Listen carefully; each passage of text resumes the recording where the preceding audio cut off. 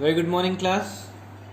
Okay, we are done with the goodwill chapter, and I have given you practice questions. Okay, if you have any problems in that, you can contact me. Okay, so we are starting with our new chapter, that is change in profit sharing ratio among the existing partners.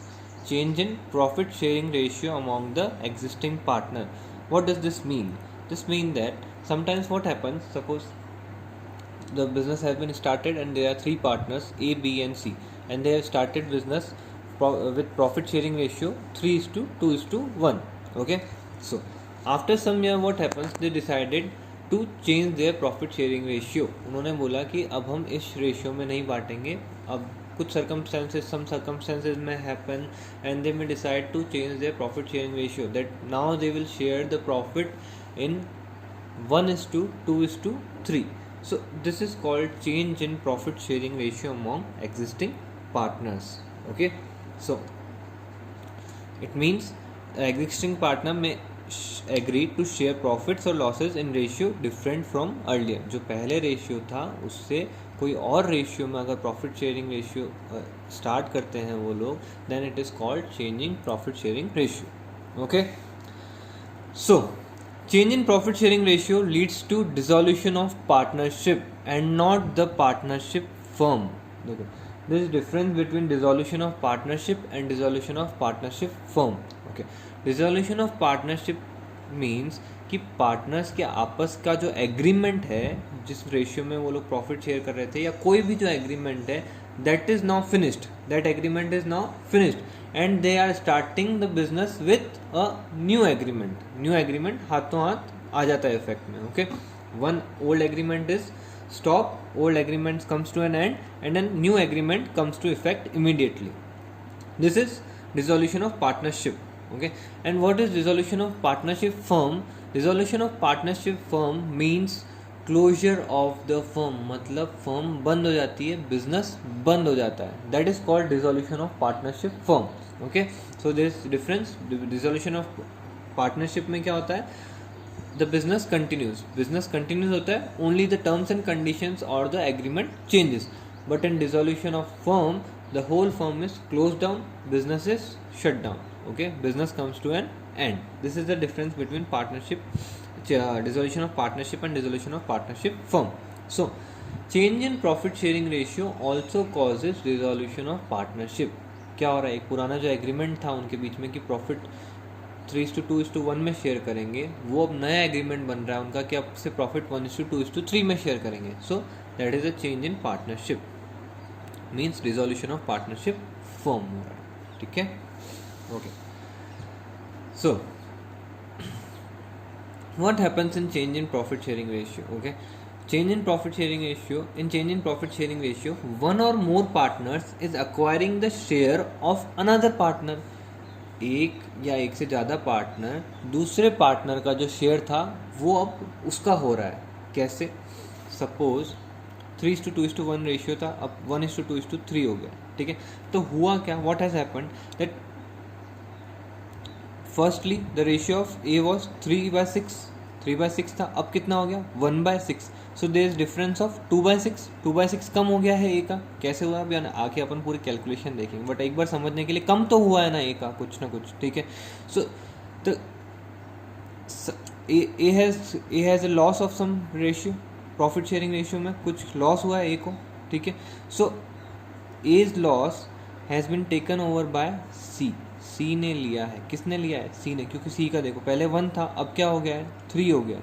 तो किसी का ratio, किसी का profit share किसी और के पास चला जाता है. ठीक है, so a change in profit sharing ratio means one or more partners acquiring the share of other partner. C ने किसका शेयर एक्वायर कर लिया है, ए का शेयर एक्वायर कर लिया है. Okay, so okay, with the result of acquiring the share may cause a gain or may cause a loss. या तो किसी को गेन होगा या किसी को लॉस होगा. जैसे इस केस में in our example C is gaining some and A is losing some. So when someone is gaining, it is called gaining share. It is called gaining share. The amount of share gained by a partner is called gaining share, and the amount of loss by other partner is called sacrificing share. It's called sacrificing share. हम उसको loss नहीं बोलते, हम उसको बोलते हैं sacrifice. ठीक है, तो अपने एग्जाम्पल में क्या हुआ, सी ने किया है गेन और ए ने किया है sacrifice. This will be called. Okay, so let's move forward. Okay, one more thing to note down, that the total, the aggregate of sacrifice and the aggregate of gain will always be same. जितना एक partner loose करेगा, जितना एक partner sacrifice करेगा, उतना ही तो दूसरे partners gain करेंगे. तो मतलब यहाँ पे क्या हुआ, ए ने क्या किया है, सेक्रीफाइस किया. तो ए ने जितना सेक्रीफाइस किया है उतना ही सी ने गेन किया होगा. This will also be always be same. This will always be same, that aggregate of sacrificing will always be equal to aggregate of gaining. Okay, let us see how, कैसे होता है. ठीक है, अच्छा, one more thing before that, during change in profit sharing ratio ऐसा कोई ज़रूरी नहीं है कि हर पार्टनर का गेन हो या हर पार्टनर का सेक्रीफाइस हो. It is not compulsory. In change in profit sharing ratio a partner में गेन, अ पार्टनर में सेक्रीफाइस और अ पार्टनर में रिमेन सेम. मतलब ना उसको कोई गेन हुआ है ना उसको कोई लॉस हुआ है. In our example B, let's take example of B. Firstly also B was getting 2/6 and after the change in ratio B is getting 2/6. So this profit sharing ratio of B remains same. Now let's come forward on how we are calculating sacrifice and loss and how always sacrifice will be equal to gain. Okay, let us see. We have taken an example. A, B and C were sharing profit in the ratio 3:2:1 and now they are sharing in the profit sharing ratio 1:2:3. So जो पुराना ratio होता है that is called old ratio और जो after change in profit sharing ratio होता है that is called new ratio. So we will denote now this is old profit sharing ratio and this is new profit sharing ratio. Okay, so how to calculate a gain or a sacrifice, how to calculate a gain or sacrifice. Simply we will subtract new profit sharing ratio from old. New profit sharing ratio जो है उसको old में से minus कर देंगे individually, ए का अलग, B का अलग, सी का अलग. Then we will get gain or sacrifice. So what we are doing, old ratio minus new ratio, old ratio minus new ratio.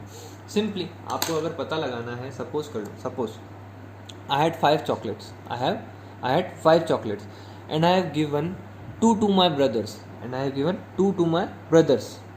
Brother मैंने 2 किसको दे दी, ब्रदर को दे दी. अब मेरे पास कितनी बच गई, 3. अब मेरे पास कितनी बच गई, 3. तो अगर मेरे को निकालना है कि मैंने अपने ब्रदर को कितनी दी तो मैं क्या करूँगा, 5 - 2, 5 - 3, 5 - 3. सो I will get the amount of sacrifice, I will get my amount of sacrifice of chocolates. Okay, now another example. Suppose my brother was having 0 chocolates, now he is having 2 chocolates. So how much he has gained, he has gained 2. Simply 0 - 2 तो 2 आ गया ना. पहले उसके पास कितना था, 0, अब कितना हो गया, 2. सो ही हैज़ गेन 2 चॉकलेट्स. ठीक है, and I have sacrifice 2 chocolates. So this example also conveys the message that aggregate of sacrifice and aggregate of gain will always remain same. मैंने जितना sacrifice किया, I have sacrificed 2 chocolates and my brother has gained 2 chocolates, so it will always remain same. Let's take with our example. So how we are going to calculate, we are going to calculate old ratio minus new ratio, old ratio minus new ratio, and if the answer is in positive, if the answer of subtraction is in positive, it means it is a sacrificed share, it means it is a sacrificed share. जितना sacrifice किया है उतना share निकलेगा. ठीक है, now if the answer is in negative, अगर answer negative में आता है that will be gaining share, that will be gaining share कि उसने कितना gain किया है. Let us take an example like this. The old ratio of A was 3/6. How we can 3/6 कैसे लिखते हैं, 3 तो इसका है ही है, and the total डिनोमिनेटर में क्या लिखते हैं, total. So I have written 6 here. Now what was the new ratio of A? Numerator is 1 and the denominator is total of this, so it is 6. So how will be the answer? जब denominator same होता है, this is a basic maths I guess, I hope you know, जब denominator same होता है we can subtract the numerators. Okay, so 3 minus 1, 2 by 6. So the sacrificing share or the lost share of A is 2 by 6. 2 by 6. Now for B was having old ratio 2 by 6 and new ratio also 2 by 6. So 2 by 6 minus 2 by 6, 0, means he has not sacrificed and he has not gained anything. He remains same. Now for C, the old ratio of C was 1 by 6 and the new ratio of C is 3 by 6. So old ratio we will always do. Some books may give you that for calculating gaining ratio and for calculating sacrificing ratio the formula is different. For calculating gaining ratio the formula will be new ratio minus old ratio, and for calculating sacrificing ratio the formula will be old minus new. No, this will create a confusion among you. We will always use this formula only, old ratio and new ratio, old ratio minus new ratio.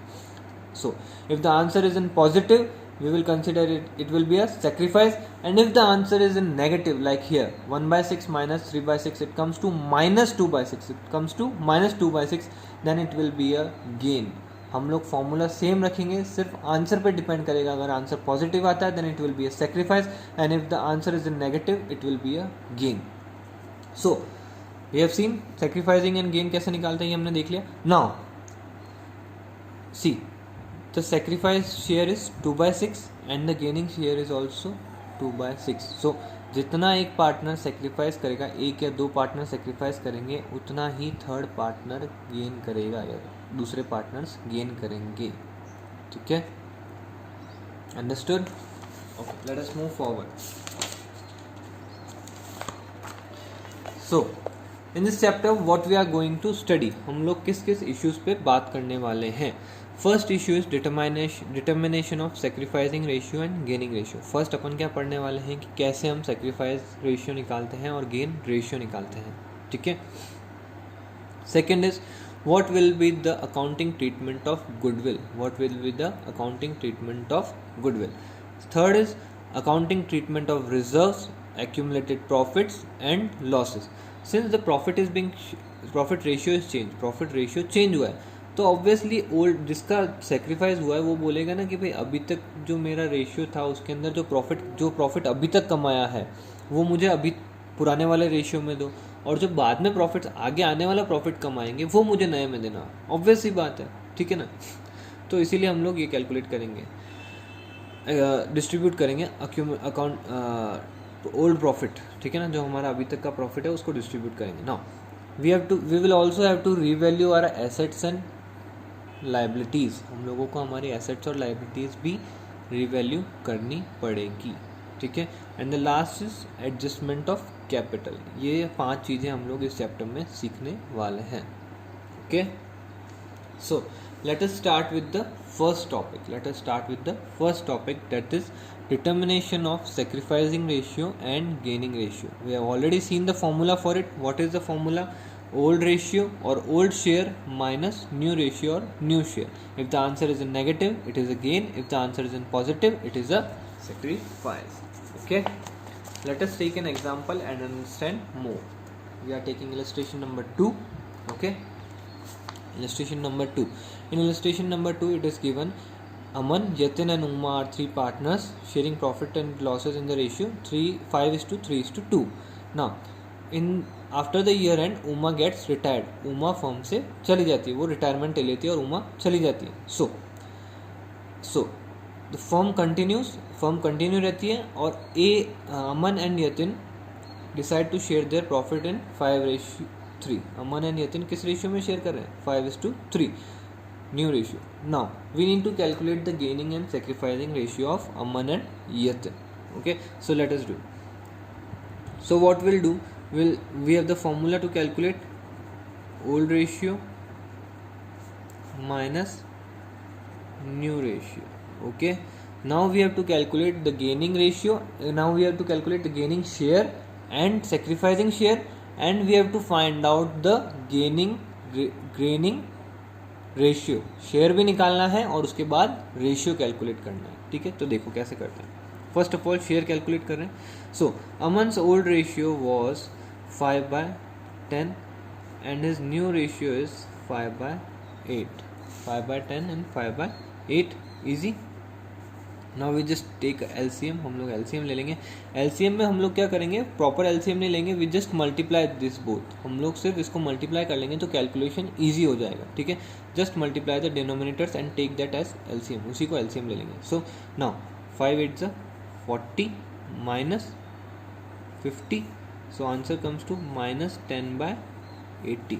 So answer is coming in minus, means it is a gain.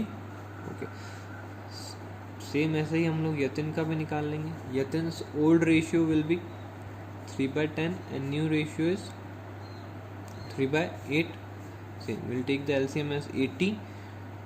24 minus 30 gives us minus 6/80. So the answer is again coming in minus, so it is a gain. It means both Aman and Yatin have gained. ठीक है, both Aman and Yatin have gained. So one partner must have sacrificed. तो yes, Uma has sacrificed. Uma का old ratio कितना था 2/10, अब कितना हो गया उसका रेशियो 0, तो चली गई है तो उसका कोई शेयर ही नहीं है। So easily, so what is the sacrificing ratio 2/10. This is the sacrifice by Uma. ये क्या किया है, उमा ने सेक्रीफाइस किया क्योंकि वो चली गई, तो उमा का क्या हो गया, सेक्रीफाइस हो गया, ठीक है। Now you will ask sir, you have told that हमेशा इक्वल रहेगा, जितना दोनों ने गेन किया, जितना दूसरे पार्टनर्स ने गेन किया है उतना ही किसी पार्टनर ने सेक्रीफाइस किया होगा। यहाँ पे तो अलग आ रहा है, इसका 10/80, इसका -6/80, इसका 2/10, ये तो अलग है ना। तो देखो ज़्यादा, अब what we need to do, we need to first set the denominators equal. हमें सबसे पहले क्या करना पड़ेगा, डिनोमिनेटर्स को इक्वल बनाना पड़ेगा, then only the ratios are comparable. हमने ये छोटी क्लासेस में मैथ्स में पढ़ा होगा, ratio can only be compared when the denominators are same. Denominator same होना चाहिए, जैसे इसका डिनोमिनेटर 80 है, इसका भी 80 है, so they both can be compared, okay. but the ratio, the denominator here is 10, it cannot be compared. So what we do, we just multiply by 8 and 8। जब भी हमें डिनोमिनेटर करना होगा तो हमको दोनों को, न्यूमरेटर को भी और डिनोमिनेटर को भी, जितना डिनोमिनेटर उसमें चेंज हो जाए उससे मल्टीप्लाई करना पड़ेगा। तो अगर मैं 8 से डिनोमिनेटर को मल्टीप्लाई करूँ तो ये भी 80 हो जाएगा। तो सिर्फ डिनोमिनेटर को ही नहीं कर सकते, हमें न्यूमरेटर को भी करना पड़ेगा ताकि रेशियो सेम रहे। अगर मैं सिर्फ डिनोमिनेटर को कर दूंगा तो रेशियो चेंज हो जाएगा। ये बेसिक मैथ्स है, okay. So 16/80, it comes to 16/80। 16/80 आ गया, देखो तो इसने कितना सेक्रीफाइस किया, टोटल 16/80। अब अगर इन दोनों का टोटल करोगे, इन दोनों का टोटल -10 एंड -6 कम्स टू -16 आ गया। देखो इन दोनों ने मिलकर गेन कितना किया, 16/80, और इसने सेक्रीफाइस कितना किया, 16/80। So hence it is proved that the aggregate of sacrificing share and the gaining share will always remain same, ये हमेशा सेम रहेगा, ओके। यहाँ तक हमने निकाल लिया। Now we need to write down what is the gaining ratio. अब हमें क्या लिखना है, गेनिंग रेशियो लिखना है। तो अब रेशियो कैसे लिखते हैं, लेट मी एक्सप्लेन यू। अगर दोनों का डिनोमिनेटर सेम है, अगर दोनों का डिनोमिनेटर सेम है तो रेशियो कैसे लिखते हैं, माइनस साइन को इग्नोर करेंगे, माइनस साइन को इग्नोर करेंगे हम लोग। So how we write the ratio, okay, I am taking another page. So now I have to write the gaining ratio. ये वो तो अभी अपने right now we have calculate the gaining shares. Now we have to write down the gaining ratio of Aman is to Yatin. So if the denominators are same, you will just ignore the minus sign and write down the numerators. हम लोग numerators लिख देंगे। तो अमन का कितना था 10 and what was of Yatin, Yatin का कितना आया था 6।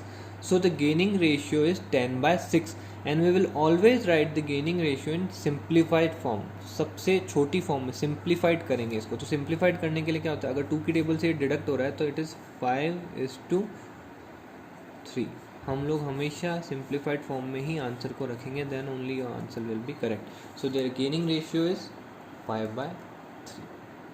Okay, I hope you got this, okay. आज के लिए इतना ही रखते हैं, ठीक है। आज हमने इतना समझा, ये काफ़ी था आज के लिए। Will move forward with more calculations of gaining ratio and sacrificing ratio, और बहुत सारी कैलकुलेशंस है और बहुत सारी ट्रिक्स है इसके अंदर, वो अपन कल से सीखेंगे, okay. Till then, bye. Yes, tomorrow is your test, remember.